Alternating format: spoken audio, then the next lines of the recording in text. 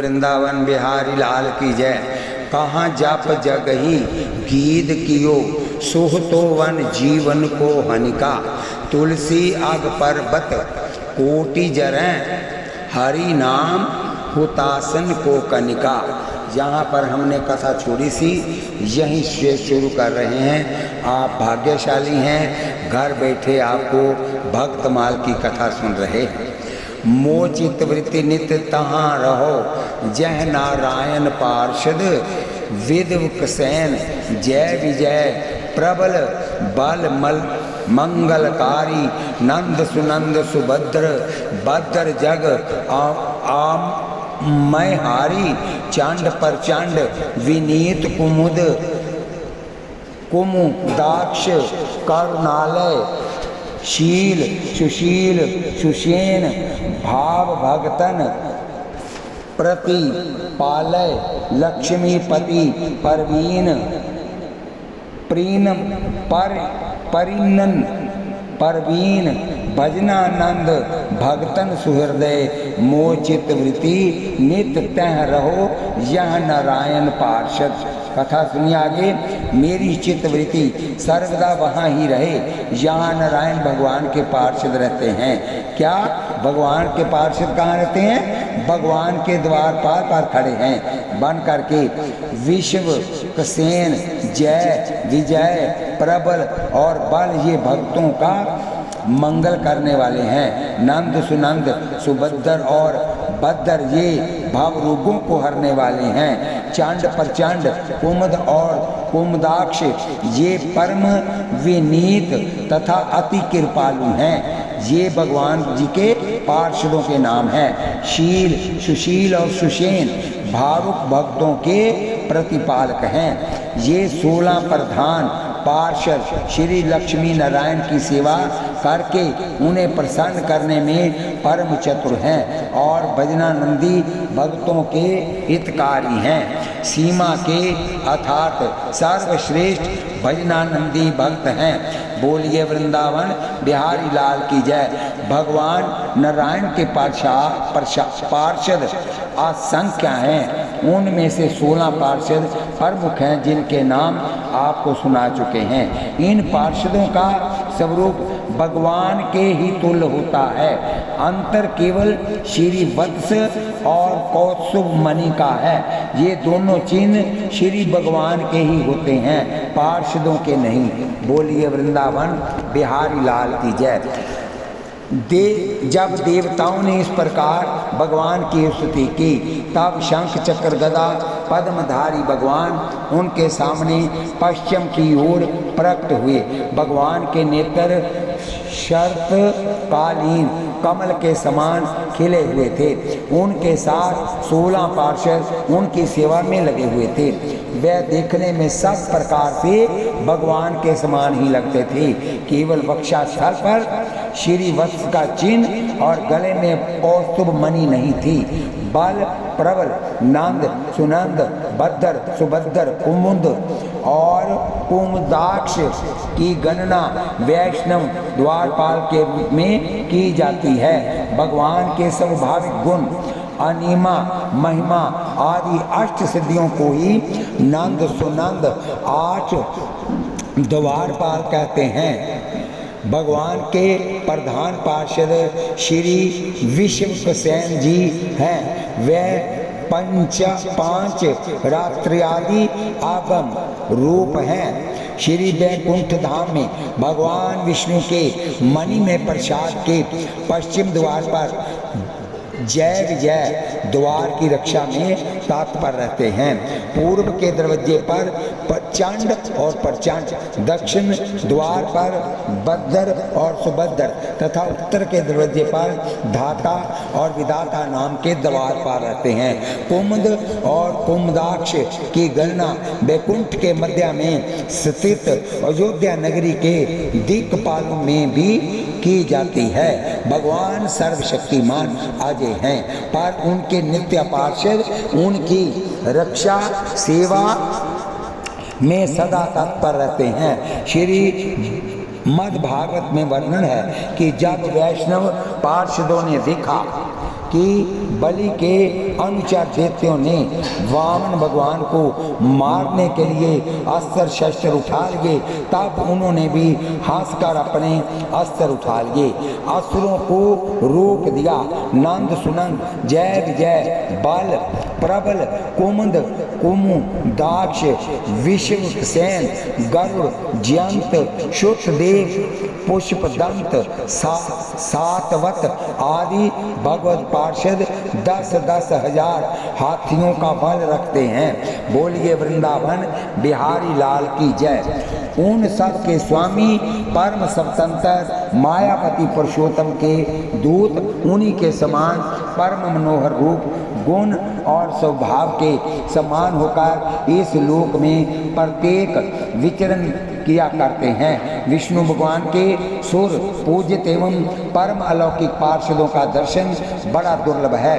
वे भगवान के भक्तजनों को उनके शत्रुओं से, मुझसे और अग्नि आदि सब विपत्तियों से सर्वदा सुरक्षित रखते हैं। श्री नाभा जी के नारायण भगवान के मुख्य 16 पार्षद कहे, वे सहज स्वभाव से ही नित्य सिद्ध और नित्य मुक्त हैं।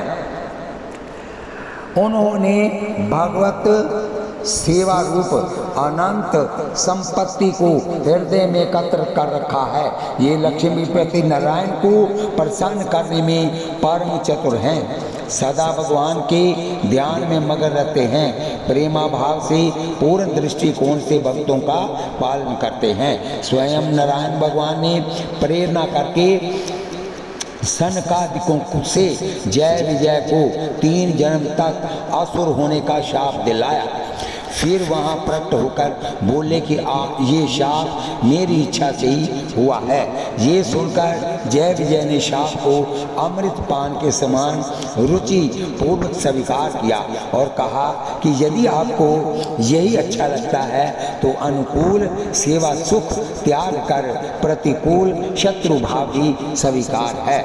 ऐसी रंगीनी प्रीति की रीति धारण की, इससे इनकी उपासना की रीति अंतिम सीमा की कही गई है। बोलिए वृंदावन बिहारी लाल की जय। कहने का भाव ये है कि ये किसी साधन अथवा किसी देवता के आशीर्वाद से वरदान से सिद्ध भय हो तो बात नहीं, सो बात नहीं। ये भगवान से अभिन्न होने से नित्य मुक्त एवं सत्ता सिद्ध हैं। सिद्ध कहकर जनाया गया कि समस्त सिद्धियां इनके अधीन हैं, तो भी ये सिद्ध सुख की उपेक्षा करके सेवा रूप संपत्ति का ही संचय करते हैं। बोलिए वृंदावन बिहारी लाल की जय। बोलिए लाडली लाल की जय। बोलिए जुगल सरकार की जय। सेवा रूप धन से सहज ही दोनों लोक, इहलोक और परलोक सुखमय हो जाते हैं। चित्त भी परमानंद से परिपूरित होकर चमत्कृत होता है। सभी दुख नितांत निषेध हो जाते हैं। इसलिए सेवा धन निश्चय ही सभी धनों में प्रधान है। चक्रवर्ती राज्य मिलने पर भी भाव मूर्ति श्री भक्त जी दुखी ही हैं, क्योंकि उनकी सेवा रूपी संपत्ति छीन ली गई। हित हमार सियापति सेवकाई, सो हरि लीन मातु कुटलाई। शोक समाज राज के ही लेखे, भगवत भक्त सेवा संबंध शून्य कुछ भी रखना नहीं चाहते। जथा बोलिए वृंदावन बिहारी लाल की जय। कहते हे नाथ, आपके दास्य सेवा से बिन देह प्राण समस्त इच्छित सुख एवं आत्मा तथा अन्य कुछ भी यदि मैं चाहूँ तो उनका सर्वदा विनाश हो जाए। हे मधुसूदन, ये मेरी सच्ची घोषणा है। सेवा हित सर्वस्व लहक लहक कर होम करने पर जीवन रस स्वयं ललक ललक कर, तुम्हारे नाना करने पर भी सेवा सेवा मेवा है। तुम्हारे ना करने पर भी छलक छलक कर तुम्हें भीतर बाहर से आप्लावित कर देगा। सेवा सेवा सेवा मेवा है, सेवा करो मेवा मिलेगा। सेवा से दुर्लभ भगवान भी सुलभ हो जाते हैं। भगवान सेवा से भक्त के वश में हो जाते हैं, बिक जाते हैं, ऋणी हो जाते हैं तथा पुनः सेवा से आत्मा को जैसी शांति मिलती है वैसा अन्य साधनों से नहीं। काम और लोभ की चोट से बार बार घायल हुआ हृदय श्री कृष्ण सेवा से जैसी प्रत्यक्ष शांति का अनुभव करता है, जाम नियम आदि योग मार्गों से वैसी शांति नहीं मिल सकती। बोलिए वृंदावन बिहारी लाल की जय। इसलिए सेवा का सेवा खा मेवा। बोलिए वृंदावन बिहारी लाल की जय। भगवान की प्रसन्नता, भगवान में प्रीति की उत्तरोत्तर वृद्धि, भगवान की तृप्ति, भगवान की संतुष्टि, इन सब में भगवत पार्षद परम परवीन है।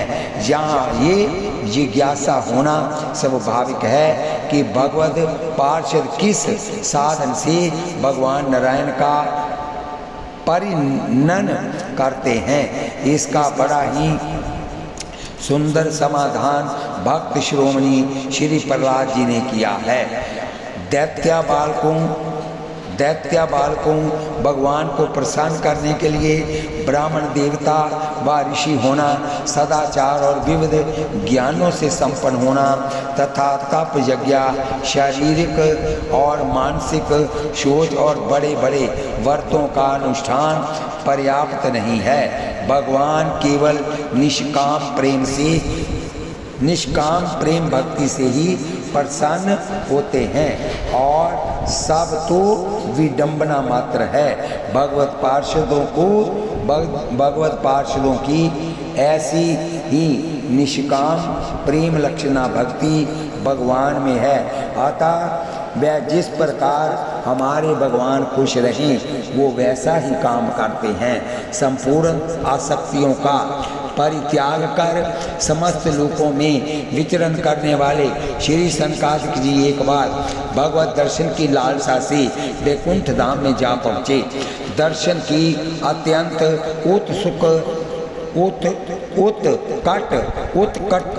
उत्कंठावश से वैकुंठ की अन्य दुर्लभ दिव्या दर्शनीय वस्तुओं पर दृष्टिपात न करते हुए 6 ड्योढ़ियाँ पार करके जब 7वीं पर पहुँचे और सर्वत्र समदृष्टि होने के कारण निसंकोच रूप से भीतर प्रवेश करने लगे, तब भगवान के पार्षद जय और विजय ने उन 5 वर्षीय से दिखने वाले दिगंबर तेजस्वी कुमारों की हंसी उड़ाते हुए बैंत यानी के डंडा अड़ाकर उन्हें आगे बढ़ने से रोक दिया।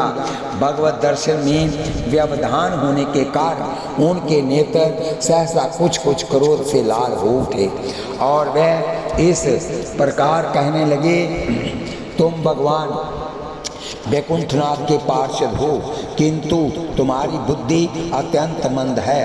तुम तो देव रूपधारी हो, फिर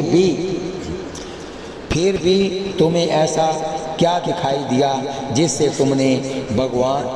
तुमने भगवान के साथ कुछ भेदभाव के कारण होने वाले भय की कल्पना कर ली।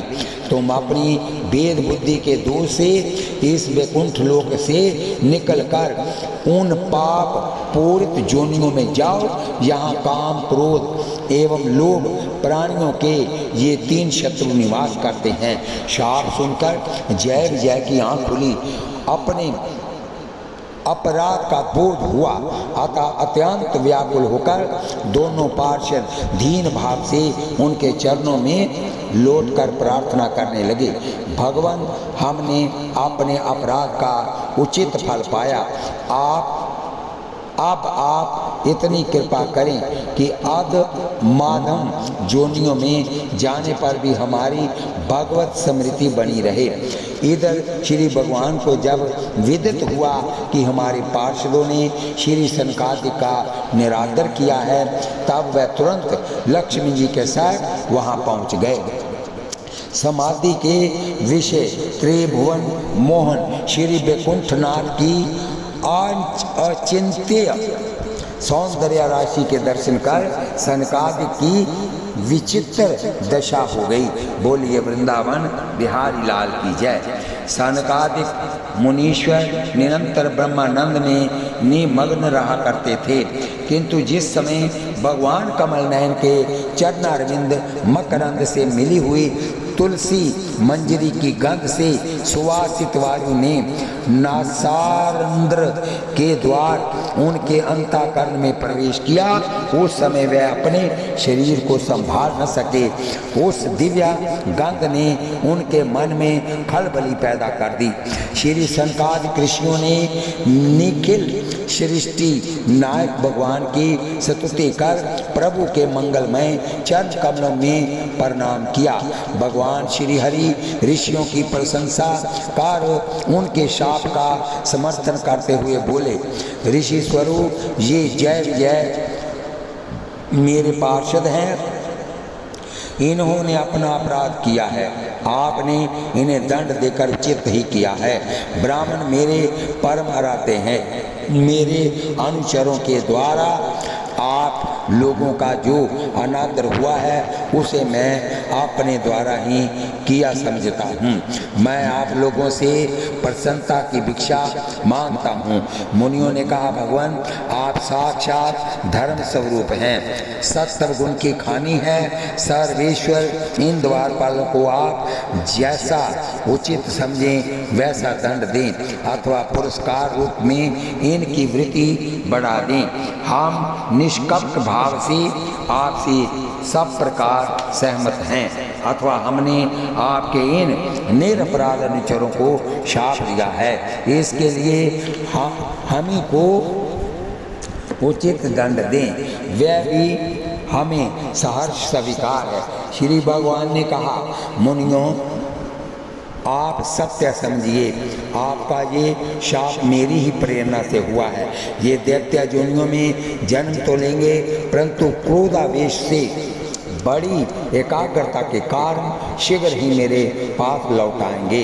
श्री सनकादिक ऋषियों ने प्रभु के अमृतमय वचन सुनकर उनकी परिक्रमा कर प्रणाम किया और उनकी महिमा का गान करते हुए वहाँ से लौट गए।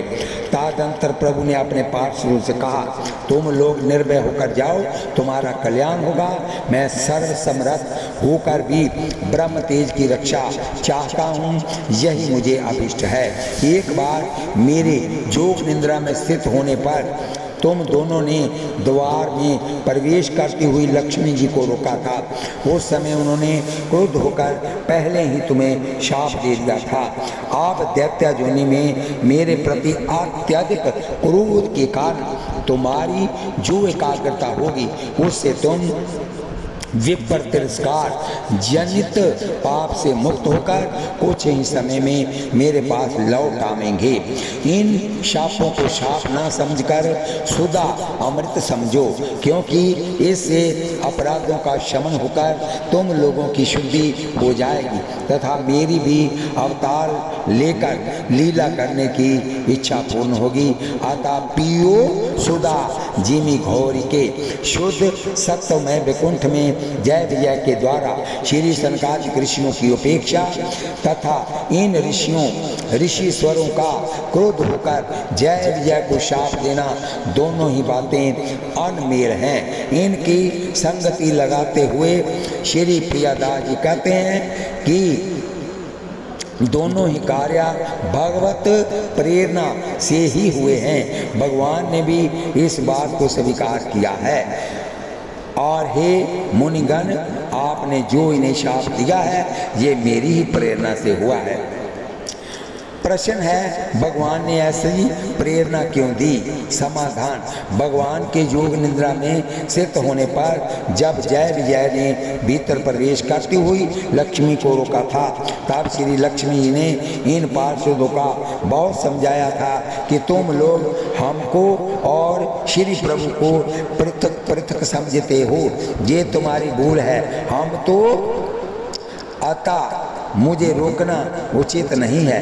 प्रभु ने जो आज्ञा करी है कि भीतर कोई न जाने पावे, उससे तात्पर्य अन्य लोगों से है, ना कि अभिन्न स्वरूपा मुझसे। मैं उनकी ही स्वरूप हूँ। तब बड़ी मुश्किल से पार्षदों ने श्री लक्ष्मी जी को भीतर जाने दिया। श्री लक्ष्मी जी जाकर प्रभु के चरण कमल पलटने लगी तो प्रभु के श्री अंग में परम सुकुमारता देकर संयम में पड़ गई कि प्रभु इतने सुकुमार हैं, इनकी बाहें इतनी कोमल हैं और ये पार्षद बड़े प्रबल हैं, कहीं ये प्रभु को हराकर मुझ पर अधिकार न कर ले। अधिक प्रीति मन बा संदेहा। श्री लक्ष्मी ने प्रभु से इन पार्षदों की शिकायत की और इनको जहाँ से हटाने को कहा। भगवान ने कहा अभी आप धैर्य धारण करें, क्योंकि यदि मैं अभी अभी इनको जहाँ से हटाता हूँ तो ये कहेंगे कि प्रभु ने घरवाली का पक्षपात किया है। अतः मैं ऐसी युक्ति करूँगा कि इनको दंड भी मिल जाएगा और हम दोषी भी नहीं होंगे। अतः प्रभु ने प्रेरी कह दिवायो आप अपनी प्रेरणा से इनको श्राप दिलवाया। एक बार श्री लक्ष्मी जी प्रभु की सेवा कर रही थी। ये तो अपने परम सुकोमल कर कमलों से धीरे धीरे पांव को लौटती, परंतु इतने पर भी वैकुंठनाथ कहते हैं धीरे धीरे।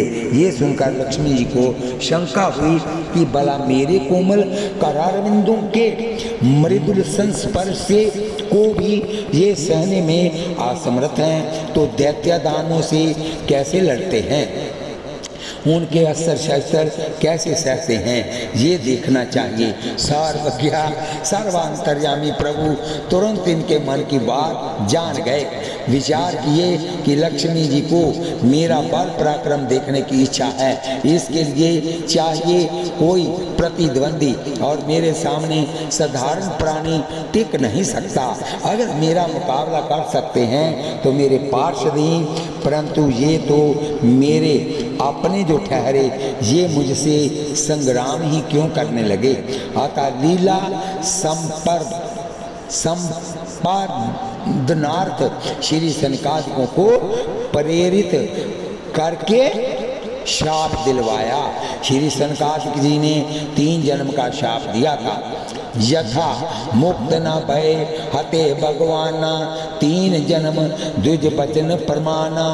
अतः जय विजय को हिरण्यकशिपु, हिरण्याक्ष, रावण, कुंभकर्ण, शिशुपाल, दंतवक्र, इन तीनों रूपों में जन्म लेना पड़ा।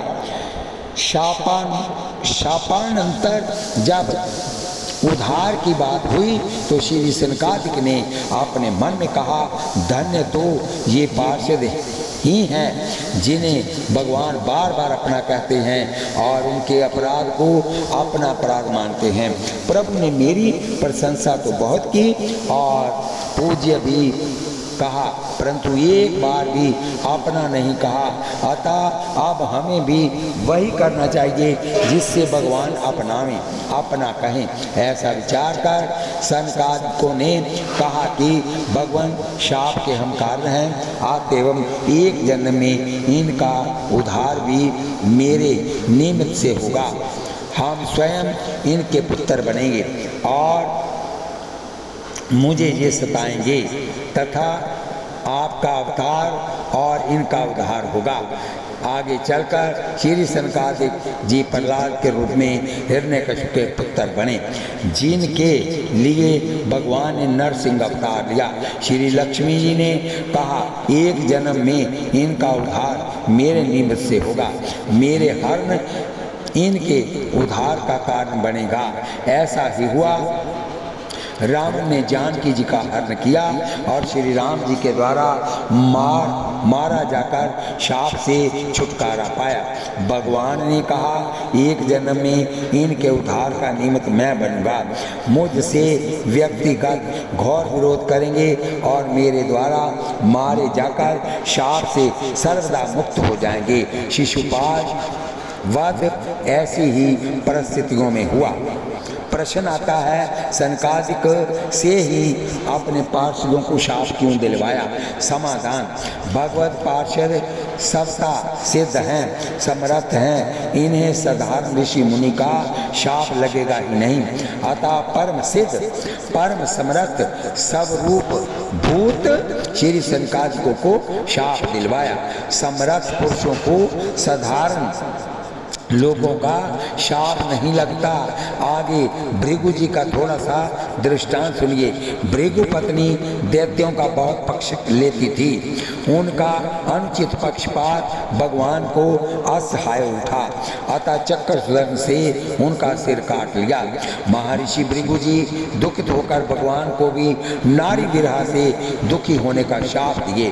भगवान परम समर्थ हैं, कह दिए हम नहीं स्वीकार करते हैं आपके शाप को। तब लाचार होकर भृगु जी ने बड़ी कठिन तपस्या करके भगवान को प्रसन्न किया और भगवान के वर देने के लिए उदित होने पर वही वर मांगा कि आप हमारे शाप को स्वीकार करें। भगवान ने एम वस्तु कहा। श्री सनकादिक जी का शाप सुनकर जय विजय को प्रथम तो बड़ा संताप हुआ, परंतु जब ये जाने कि इसमें तो मुख्य प्रभु की इच्छा है, तो वे शाप को भी सुधा सदृश ही समझकर स्वीकार किए। यही वास्तविक सेवा का धर्म है। जथा बोलिए वृंदावन बिहारी लाल की जय। एक राजा का स्वाभाविक सेवक अपनी सेवा सावधानी से राजा का अत्यंत प्रिय पात्र बन गया था। राजा उसे हमेशा संग रखते, बड़ा प्यार करते, अपने जो खाते उसे भी वही खिलाते। इस प्रकार दोनों का परस्पर मधुर भाव था। एक दिन राजा साहब ककड़ी यानी कि कड़वी खा रहे थे। संयोग से वह ककड़ी कड़वी निकली, उन्होंने सेवक के हाथ में दे दी। सेवक ने बड़े प्रेम से उसे वैसे ही खाया जैसे पहले राजा के हाथ से मिली मिठाइयाँ खाता था। राजा ने विस्मित होकर पूछा, तुमको ककड़ी कड़वी नहीं लगी? तुमने उसे फेंक क्यों नहीं दिया? तब सेवक ने हाथ जोड़कर कहा, राजन। राजा सुनकर बड़ा प्रसन्न हुआ और बोला, आज तुमने मुझे ये उपदेश दिया कि जो परमात्मा हमें नित्य अनेक प्रकार का सुख देता है, उसी के हाथ से यदि कभी दुख भी आवे तो उस दुख को प्रसन्नता पूर्वक भोग लेना चाहिए। मंगल भवन अमंगलहारी के प्रत्येक विधान को मंगलमय ही मानना चाहिए। उस दिन से राजा उस सेवक को और भी अधिक प्यार करने लगा। वही सेवक संत लुकमान के नाम से प्रसिद्ध हुए। उसी प्रकार से श्रीमद् भागवत पार्षद और श्री वल्लभ जी हो गए। सदा सर्वदा अनुकूल भाव से सेवा करने वाले भगवत पार्षदों ने स्वामी की इच्छा विचार कर सहर्ष प्रतिकूल भाव को भी अंगीकार कर लिया। ये आज्ञा पालन रूपी रीति की सीमा है। यथा हरि लोक निवास कहाँ हरि के संग, लंक निशाचर संग कहाँ, सुख दिव्या सुभोग कहाँ प्रभु धाम के, बक्षय अभक्षय अभंग कहाँ, नित्य ब्रह्मा आनंद कहाँ, तह के ये द्वेष पुराग कुड़ंग कहा, हरि आयुष आयसु जानी सुमानी लियो असी प्रीति की रीति को रंग कहाँ। बोलिए वृंदावन बिहारी लाल की जय।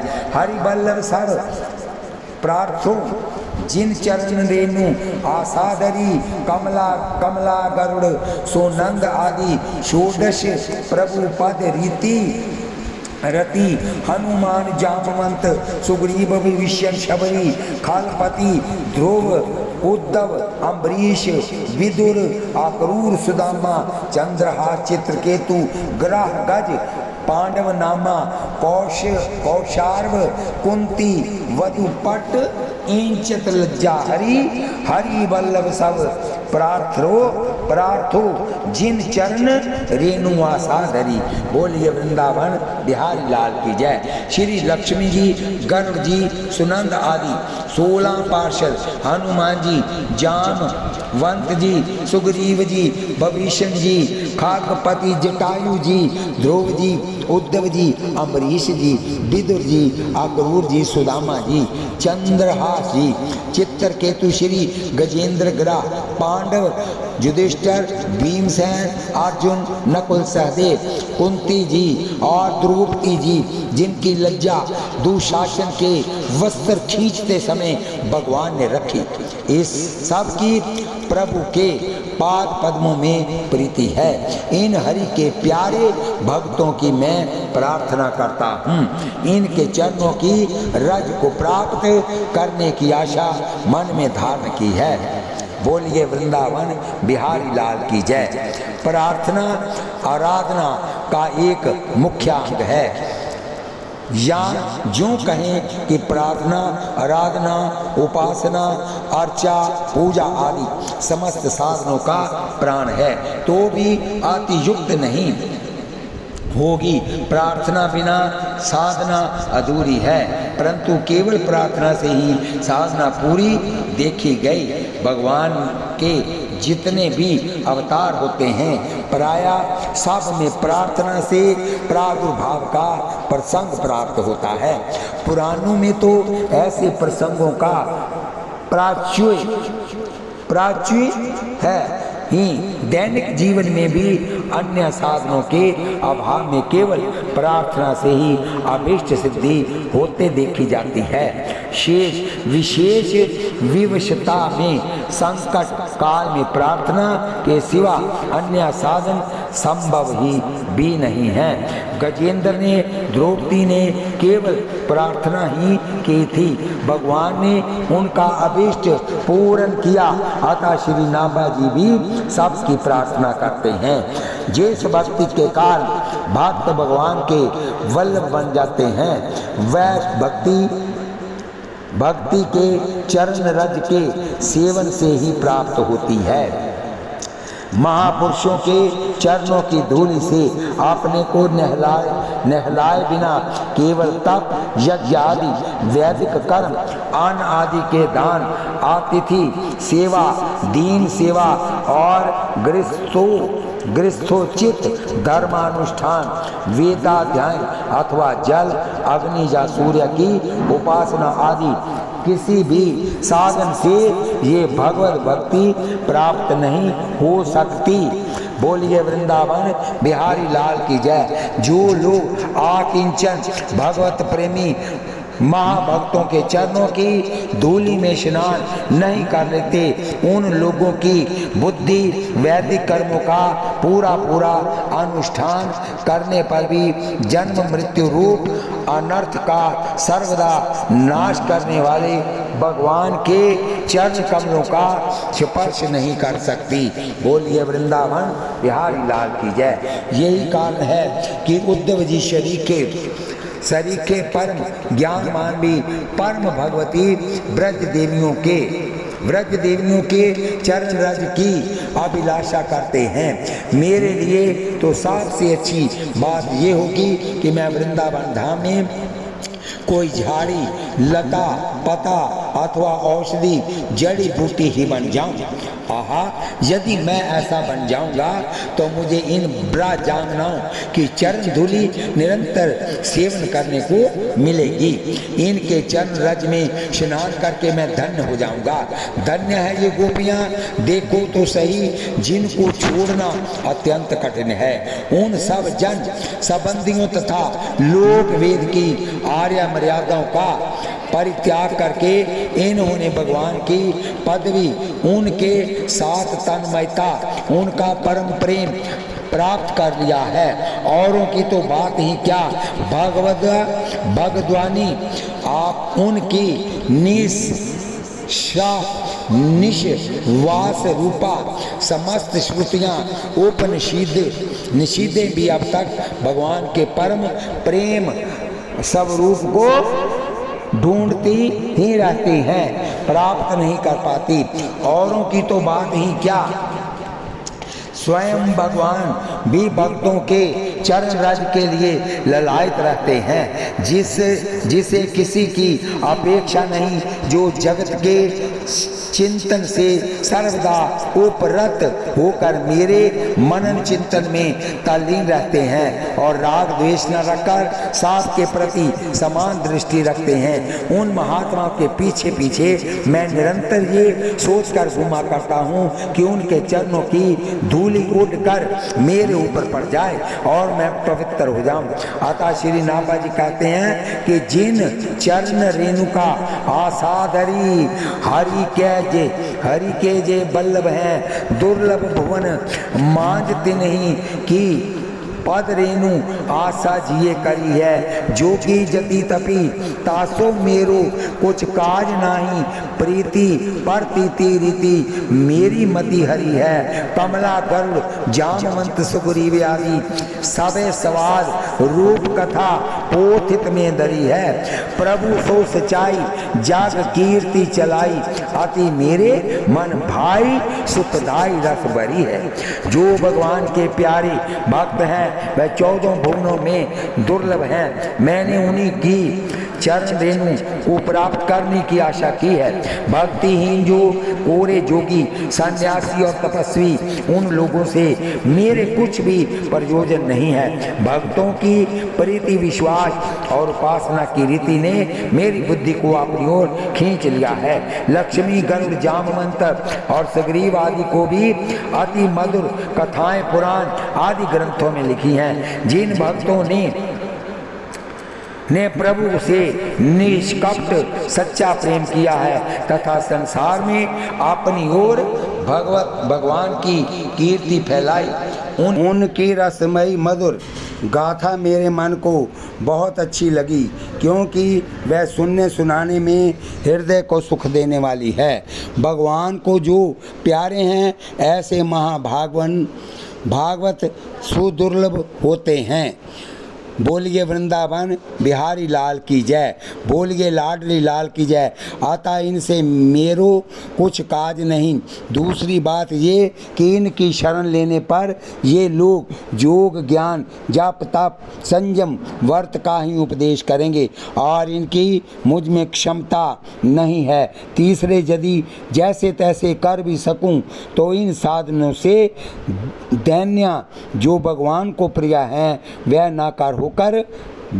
ना होकर अभिमान जिससे भगवान को चिढ़ है वह सहज ही हो जाता है। एक दृष्टांत सुनिए। एक तपस्वी जी वन में निवास करते हुए कठिन तप करते थे। जाड़े के दिनों में जल शयन, गर्मी में पंचाग्नि, वर्षा में खुले आकाश के नीचे रहकर बूंद आघात सहन, इस प्रकार का कठोर साधन करते करते कई हजार वर्ष बीत गए। जिस पाषाण पर बैठकर ध्यान करते थे वह पाषाण घिस गया था।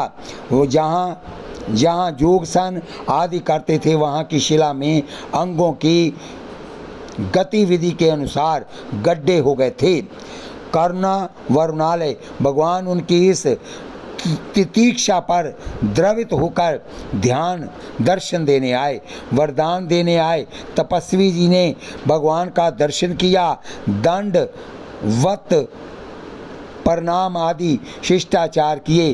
तदनंतर भगवान ने कहा, तपस्वी जी मैं आपके तप से द्रवीभूत होकर यहाँ आया हूँ, आप जो चाहें सो वर मुझसे मांग लीजिए।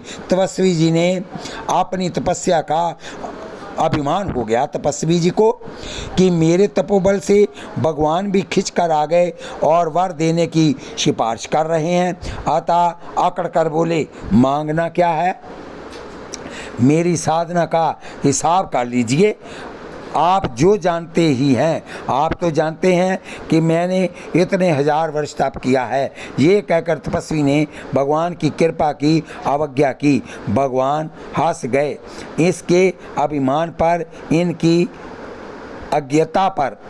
सच तो ये है कि जैसे उदार चेता कृपालु स्वामी कभी कभी सेवक के साधारण कार्य पर भी संतुष्ट होकर बड़े से बड़ा पुरस्कार दे देते हैं, इसमें गौरव कार्य का नहीं, स्वामी के सद्गुणों का होता है। यही हाल भगवान का भी है। परंतु इनके गर्व को देखकर भगवान ने कहा, तपस्वी जी, आज मैं आपका हिसाब किताब तो नहीं लाया हूँ, वैसे आपका प्रतिदिन का लेखा जोखा मेरे पास है, मैं कल लेकर आऊँगा। ऐसा कहकर भगवान अंतर ध्यान हो गए। उन्होंने ऐसी माया रची कि सहसा अत्यंत ताप बढ़ा।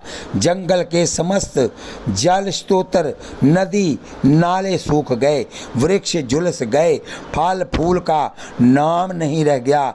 जल के बिना तपस्वी जी के प्राण कंठगत होने लगे, धैर्य छूट गया। उसी समय भगवान वेश बदलकर एक घड़ा पानी लेकर उसी मार्ग से निकले। तपस्वी की त्रिशार्थ आंखों ने जीवनाधार को देखा। तपस्वी जी के मुंह से बोल तो निकलता नहीं था, हाथ के संकेत से ही समीप बुलाकर जल पिलाने को कहा। भगवान ने प्रार्थना तो प्रथम तो आनाकानी करी कि मैं अपने आदमियों भक्तों के लिए जल ले जा रहा हूँ, तुम्हें कैसे पिलाऊं। परंतु तपस्वी के अधिक आग्रह करने पर प्रभु ने कहा, बाबा जी, आपने बहुत तप किया है, बोलो जल पी लोगे तो मुझे क्या दोगे। तपस्वी ने कहा, मेरे प्राण बचाओ, मैं अपनी आदि तपस्या तुमको दे दूंगा। भगवान ने जल पिलाया, लगभग आधा घड़ा जल पी गए, आदि तपस्या गई। दूसरे दिन प्रभु पुनः अपने रूप में उपस्थित हुए। पूर्ववत दंडवत प्रणामोपरांत तपस्वी जी बोले, क्यों महाराज, मेरा हिसाब लाए। भगवान ने कहा, लाया हूँ। आधे घड़े जल में आधी तपस्या तो पूरे घड़े जल में पूरी तपस्या, सो मैं आधे तप का फल आधा घड़ा जल देने के लिए तैयार हूँ। परंतु पहले तुम अब मेरा हिसाब दे लो, तब मैं तुम्हारा चुकाऊंगा। जीवन पर्यंत तुमने मेरा जल पिया है, स्नान किया है, मेरी पृथ्वी पर सोया है, मेरे फल फूल खाए हों, मेरे ही चंद्रमा और सूर्य के प्रकाश में पले हो, मेरी वायु में श्वास लिए हो। आप तपस्वी जी की अकल ठिकाने हुई, लगे कांपने। उधर प्रभु खड़े हुए, हरि जैसो जैसे को तैसा, खुरपी टेढ़ा बैसा।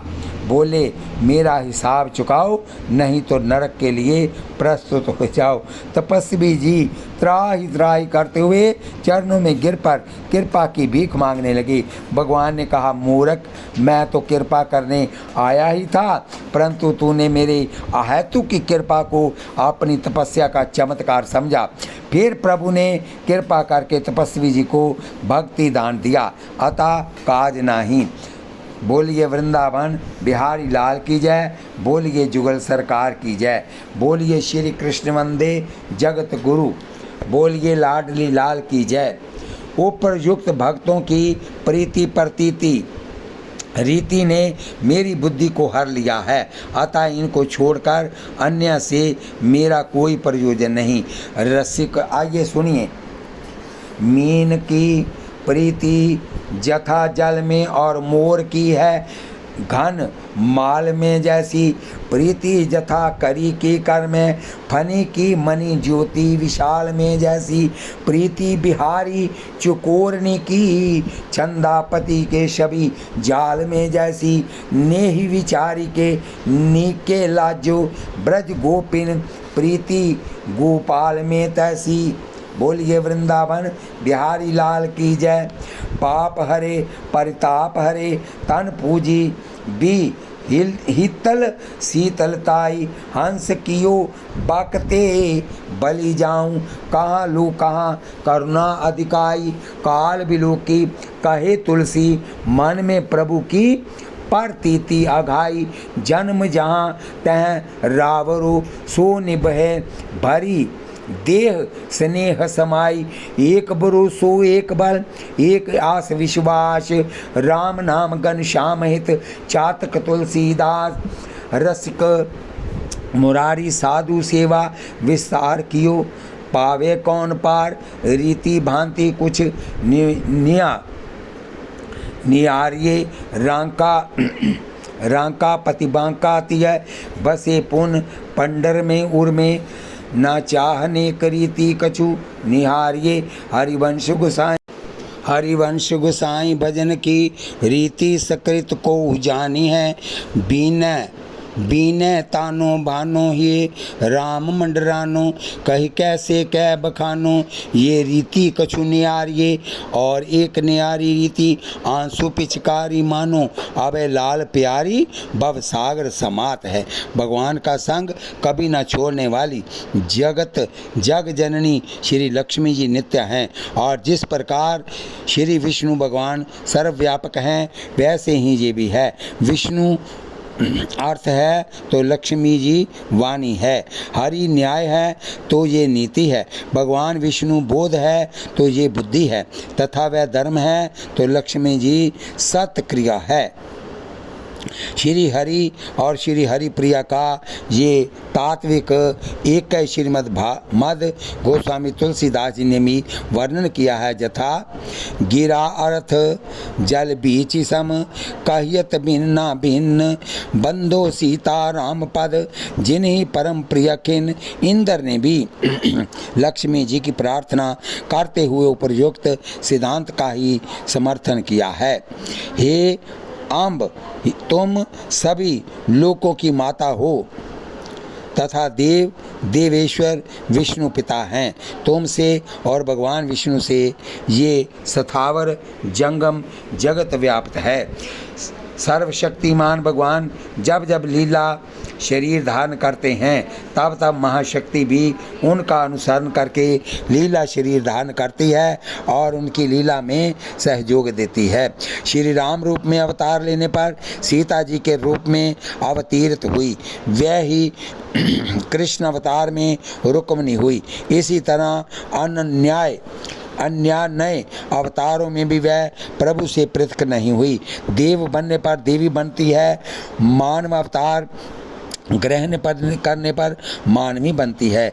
भगवान विष्णु के अनुरूप ही ये भी लीला शरीर धारण करती है। वैसे ही श्री लक्ष्मी का स्वरूप रूप गुण विभव और ऐश्वर्या शील आदि भगवान नारायण के अभिमत अनुरूप ही है, परंतु जगत पिता होने के कारण भगवान में यहाँ कभी कभी जीवों के कुपथगामी होने पर पितरी सुलभ हितकारी कोप भी दृष्टिगोचर होता है। यहाँ जगत जननी में तो जीव की अपराध दशा में भी वत्सल्या क्षमा करुणा आदि गुण ही देखने में आते हैं। ये बात श्री जी में विशेष है। जब कभी भगवान अपराधी जीव को दंड देकर शुद्ध करने का विचार करते हैं तो जग जननी अपने सहज मातृ स्वभाव से प्रेरित होकर विविध प्रयत्नों द्वारा जीव को क्षमा दान दिलवाकर उसे दंड मुक्त कराती है।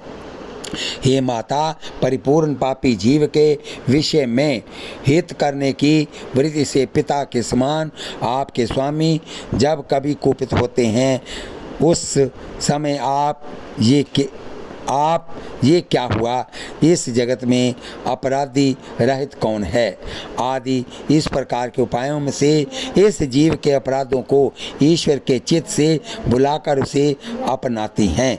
इसी कारण से आप हम लोगों की माता हैं। ये तो रही नित्या धाम की बात। लीला अवतार काल में भी जग जननी का करुणा सागर उमड़ता हुआ ही दिखाई पड़ता है। महाअपराधी जंत के लिए भी उनका वात्सल्या उमड़ पड़ा तो और की तो बात ही क्या। देवी श्री जानकी जी ने भूमि पर सामने पड़े हुए काक जंत के सिर को श्री रामचंद्र जी के चरणों में लगा दिया और प्राण जाने के भय से डरे हुए उस कौए को देखकर श्री जानकी जी ने दया करके अपने समर्थ स्वामी से इनकी रक्षा कीजिए इन पर इस प्रकार कहा। कृपा निधान श्री राम ने उस कौए को अपने हाथ से उठाकर उनकी रक्षा की और फिर वह दया दृष्टि से उनकी ओर देखने लगे। पूना जैसा बालक के कुएं पर गिरने पर माता उसे निकालने के लिए स्वयं कूद पड़ती है, उसी तरह जगजननी देवांगनाओं सहित देवताओं को रावण के बंदी गृह में पड़े देखकर उनको निकालने के लिए स्वयं भी बंदनी होकर स्वीकार किया और जब तक रावण का नाश कराकर उनको छुड़ा न दिया तब तक श्री हनुमान जी के साथ भी लौटना स्वीकार नहीं किया। इससे भी अधिक करुणामयी माँ की करुणा का दर्शन तो उस समय होता है जब रावण वधोपरांत श्री राम जी ने हनुमंत लाल को विजय संदेश सुनाने के लिए श्री जानकी जी के पास भेजा। इस सुखद संवाद से हर्षोल्लासित मिथिलेश नंदिनी ने आनंद मगन होकर हनुमान जी से मन भावता वर मांगने को कहा। तब हनुमान जी ने उन राक्षसियों के चित्रवध अंग अंग टुकड़े टुकड़े काट डालने की क्रिया करने की आज्ञा मांगी। ये सुनकर जगत जननी का हृदय दया से विह्वल हो गया। वह हनुमान जी को समझाती हुई बोली, पापियों के पापों की ओर धर्मात्मा पुरुष ध्यान नहीं देते हैं। उन्हें तो इस मर्यादा की रक्षा करनी चाहिए, क्योंकि संतों का भूषण सच चरित्र ही है। पापी हो, अशुभ हो, आचरण वाला हो और चाहे वह वध करने वाला योग्य ही क्यों ना हो, सज्जनों को उस पर करुणा करनी चाहिए, क्योंकि ऐसा कोई भी नहीं जो अपराध नहीं करता हो। ये कहकर फिर जननी जानकी जी ने हनुमान जी को एक कथा सुनाई। पूर्व काल में किसी जंगल में एक बाघ के खदेड़ने पर एक व्याध वृक्ष पर चढ़ गया। उस वृक्ष पर भालू निवास करता था। वृक्ष के समीप जाकर बाघ ने भालू से कहा कि तुम इस व्याध को अपने वृक्ष पर से नीचे गिरा दो, क्योंकि ये हम दोनों का शत्रु है।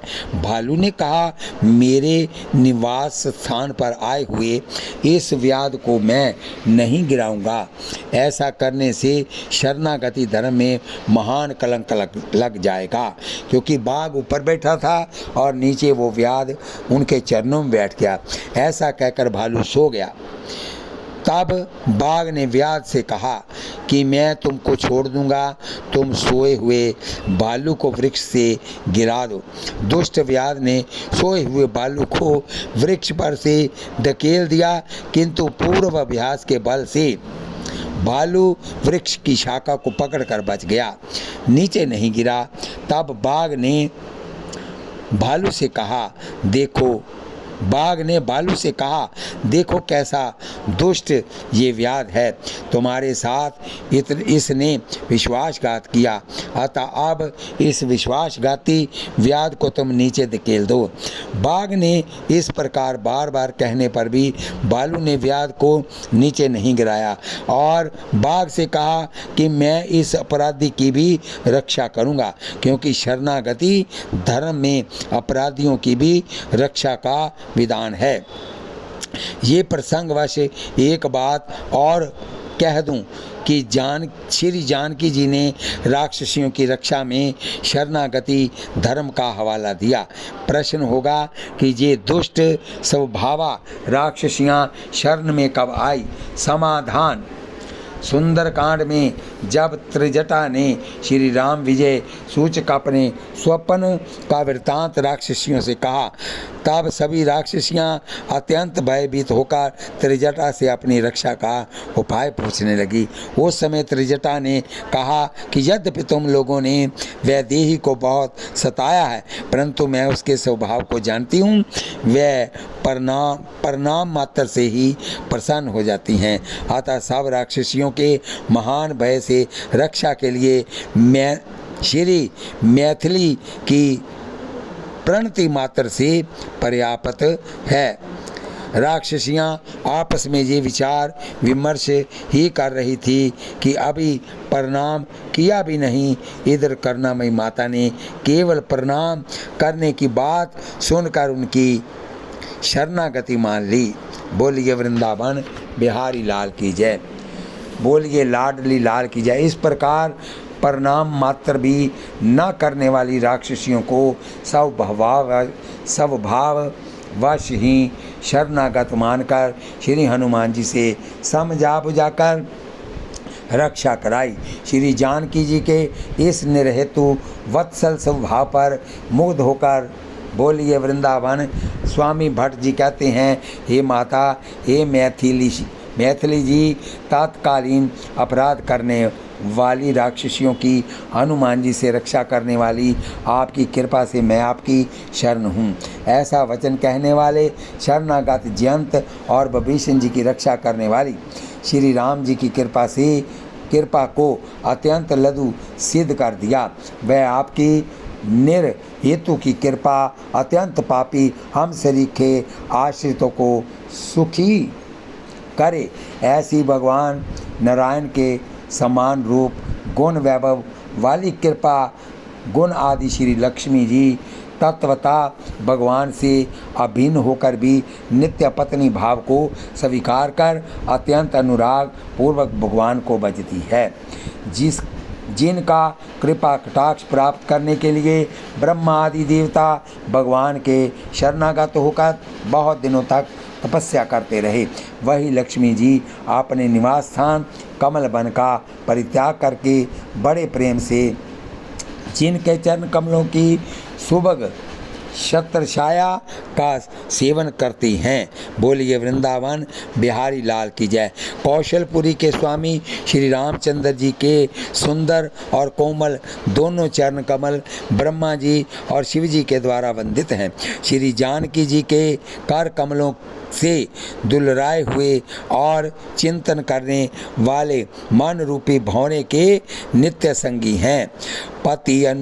पति अनुकूल सदा रह सीता, शोभा खानी सुशील विनीता, जानती कृपा सिंधु प्रभुताई, सेवती चरण कमल मन लाई। यद्यपि गृह सेवक सेवकीनी, विपुल सदा सेवा विधि ऊनी, निज कर गृह परिचार करई, रामचंद्र आयसु अनुसरई। विधि हरिहर ब्रह्मा दि बंदिता, जगदम्बा संत तम निंदिता, जासु कृपा कटाक्ष सुर चाहत, चितवना सोई राम पदारविंद रति, करती स्वभाव ही खोई। बोलिए लक्ष्मी माता जी की जय, विष्णु भगवान की जय, बोलिए सियावर रामचंद्र महाराज की जय। श्री कृष्ण गोविंद हरे मुरारे, हे नाथ नारायण वासुदेव। एक दिन समस्त जगत के परमपिता और ज्ञानदाता भगवान श्री कृष्ण रुक्मिणी जी के भवन में पलंग पर आराम से बैठे थे। भीष्मक नंदिनी रुक्मिणी जी सखियों के साथ अपने पति देव की सेवा कर रही थी। उन्हें पंखा जल रही थी। रुक्मिणी जी ने अपनी सखी के हाथ से वह चंवर ले लिया जिसमें रत्नों की डंडी लगी थी और परम रूपवती श्री लक्ष्मी रूपिणी देवी रुक्मिणी जी उसे डुला कर भगवान की सेवा करने लगी। यही कारण है कि ईश्वरी होने पर भी श्री लक्ष्मी जी की भक्तों में भी गणना की जाती है। श्री लक्ष्मी जी की भगवत निष्ठा का उद्घाटन तो उस समय होता है जब अमृत के उद्देश्य से समुद्र मंथन किए जाने पर अन्य विविध रत्नों के साथ वह स्वयं प्रकट होती है। उस समय देवता, दैत्य, मुनि, मानव सभी ना चाहा कि ये हमको मिल जाए, परंतु लक्ष्मी जी तो चाहती थी कि मुझे कोई निर्दोष और सर्वगुण संपन्न अविनाशी पुरुष मिले तो मैं उसे अपना आश्रय बनाऊं, वर्ण करूं। परंतु गंधर्व, यक्ष, असुर, सिद्ध, चारण, देवता आदि में कोई भी वैसा श्रेष्ठ पुरुष उन्हें न मिला। रहे एक भगवान विष्णु। श्री लक्ष्मी जी ने देखा कि इनमें सभी मंगलमय गुण नित्य निवास करते हैं, परंतु ये तो मुझे चाहते ही नहीं, मेरी ओर पीठ किए समुद्राभिमुख ही उनकी तरंगें गिन रहे हैं। तो भी लक्ष्मी जी ने अपने चिर अभिष्ट भगवान को ही वर के रूप में चुना। तो भगवान ने श्री लक्ष्मी जी की निष्ठा से प्रभावित होकर उन्हें अपना वक्षस्थल पर ही सर्वदा निवास करने का स्थान दिया। इस प्रसंग से हमें ये शिक्षा मिलती है कि नहीं चाहने पर भी बजने योग्य भगवान ही हैं तथा सर्वोत्त भावेन बजने वाले को भगवान अपने हृदय में बसाते हैं। आस सज्जन मम और बस कैसे, लोभी हृदय बसई धन जैसे। लोभी के हृदय में जैसे धन बसता है, वैसे ही भगवान अपने भक्तों को अपने हृदय में रखते हैं। बोलिए वृंदावन बिहारी लाल की जय। गरुड़ महाज्ञानी, गुण राशि, हरि सेवक, अति निकट निवासी। दक्ष प्रजापति की कद्रु और वनिता नाम की 2 कन्याएं जो महर्षि कश्यप से ब्याही गई थी, पुत्र कामना से बड़े अनुराग पूर्वक पति की सेवा करने लगी। सेवा से संतुष्ट होकर महर्षि कश्यप ने जब दोनों को मन भावता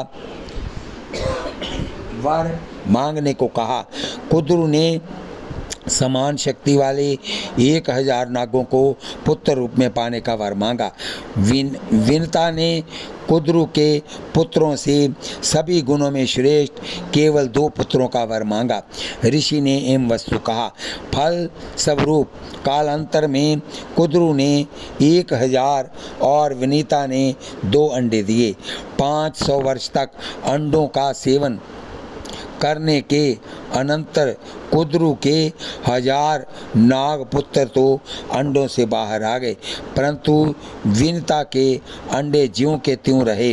अधीर होकर विनता ने एक अंडा स्वयं फोड़ डाला तो देखा पुत्र के शरीर का ऊपरी भाग पूर्ण रूप से विकसित एवं पुष्ट था, किंतु नीचे का आधा अंग अभी अधूरा रह गया था। माता की इस नादानी से कुद्रु होकर पुत्र ने शाप दिया कि तूने जिस सौत की ईर्ष्यावश आतुरता के कारण मुझे अधूरे शरीर वाला बना दिया, उसी की 500 वर्षों तक दासी बनी रहेगी और ये तुम्हारा दूसरा पुत्र तुम्हें दासी भाव से मुक्त करेगा।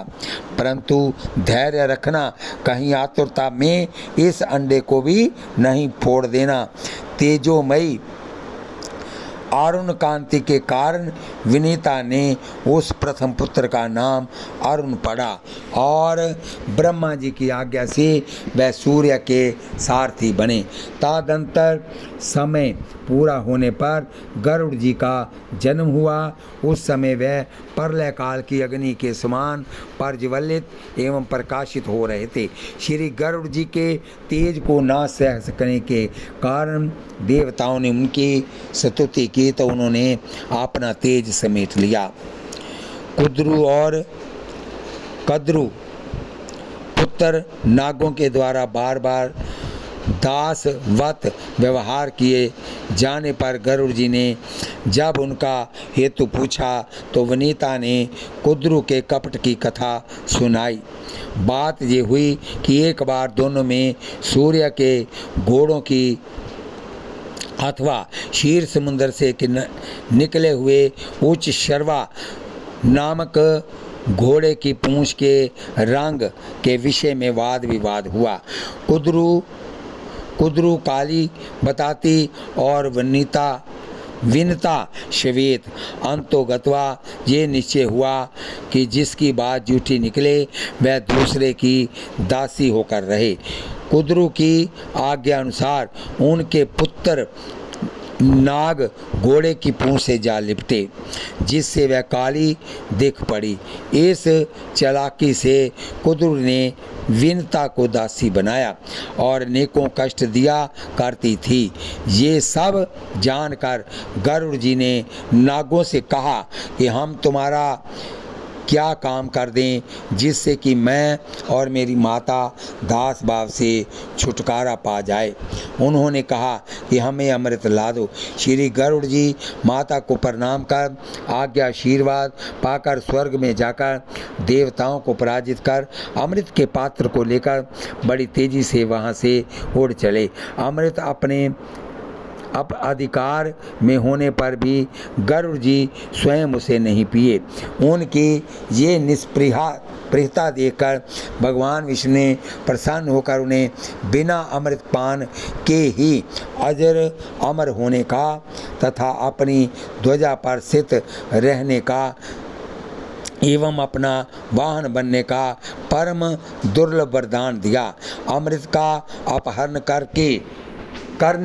करके लिए जाते देखकर देवेंद्र ने रोष में भरकर श्री गरुड़ जी के ऊपर ब्रज का आघात किया, परंतु भगवान से वर पाकर अजर अमर भय गरुड़ जी ने तो वज्र की मर्यादा रखने के लिए मुस्कुराकर अपना एक पंख मात्र गिरा दिया। वैत ते के इस अद्भुत पराक्रम से प्रभावित होकर इंद्र ने वैर भाव का परित्याग कर दृढ़ मैत्री कर ली। श्री गरुड़ जी ने अमृत के संबंध में अपना भाव व्यक्त किया कि मुझे इसको पीना नहीं है। माता को दासीपने से मुक्त कराने के लिए मैं इसे सर्पों को सौंपूंगा, आप उनसे ले लेना। इंद्र ने इस बात से संतुष्ट होकर गरुड़ जी को सर्पों को भक्षण करने में समर्थ होने का अभीष्ट वर प्रदान किया। श्री गरुड़ जी ने अमृत पात्र सर्पों को प्रदान किया, माता को दासीपने से मुक्त किया। स्वयं स्वच्छंद हुए सर्प अमृत को कुशों में छिपाकर स्नान करने चले गए। इसी बीच में इंद्र वह अमृत लेकर पुनः स्वर्ग को चले गए। अमृत के अभाव में सर्पों ने लोभ वश कुशों को ही चाटना शुरू किया, जिससे उनकी जीभ के दो भाग हो गए। उसी से सर्प द्विजीवा हो गए तथा तभी से कुशा अमृत का स्पर्श होने के कारण परम पवित्र हो गया। श्री गरुड़ जी भगवान सूर्य के पास जाकर वेद पढ़ाने की प्रार्थना की, परंतु इन्हें पक्षी होने के कारण अनधिकारी जानकर सूर्य ने वेद पढ़ाने से इनकार कर दिया। वह बड़े ही उदास तथा अप्रसन्न होकर वहाँ से लौटे। इनकी अप्रसन्नता देखकर सूर्य डर गए कि इनके बड़े भाई अरुण मेरे सारथी हैं, कहीं वह उन्हें भी लेकर चले गए तो मेरा सब काम ही बंद हो जाएगा। अतः पुनः गरुड़ जी को बुलाए, परंतु इन्होंने तो तप के द्वारा वेद ज्ञान प्राप्त करके निश्चय कर लिया था, अतः नहीं लौटे। सब तब सूर्य ने स्वयं बिना तप किए ही तप फल समस्त वेदों का बोध होने का वरदान दिया और ये भी कहा कि आपके पंखों से निरंतर सामगान की ध्वनि होती रहेगी। श्री गरुड़ जी सर्व आत्मा भगवान की सेवा में तत्पर रहते हैं।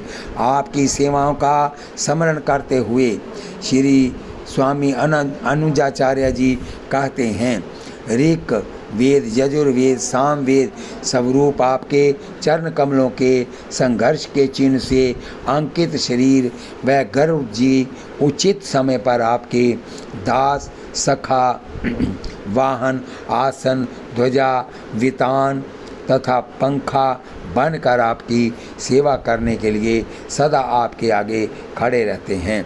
गोस्वामी तुलसीदास जी ने भी गरुड़ जी को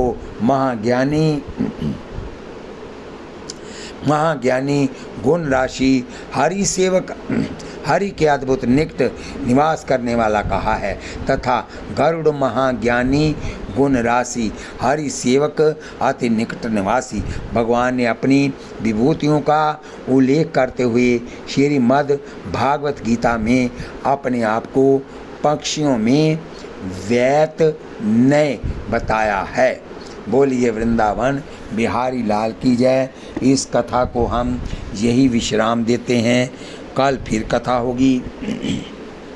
कथा सुनते वक्त आप हाथ में माला लीजिए, जीवा से नाम जपिए, कानों से कथा सुनिए, आँखों से भगवान के दर्शन कीजिए। ऐसे दर्शन कीजिए कि प्रभु की मूर्ति आपके हृदय में छप जाए। यहाँ पर बन गया एक पंथ 5 काज। कथा सुनते हुए आप आशीर्वाद के रूप में माताएं, बहनें, भाई, बंधु, अजीज सभी लोग मेरे को आशीर्वाद के रूप में इस कथा को सब्सक्राइब, लाइक, शेयर कीजिए ताकि आने वाली कथाएं भी आपको मिलती रहें। शेयर की हुई कथा जहां तक जाएगी उसका आधा फल आपको भी प्राप्त होगा। बोलिए वृंदावन बिहारी लाल की जय।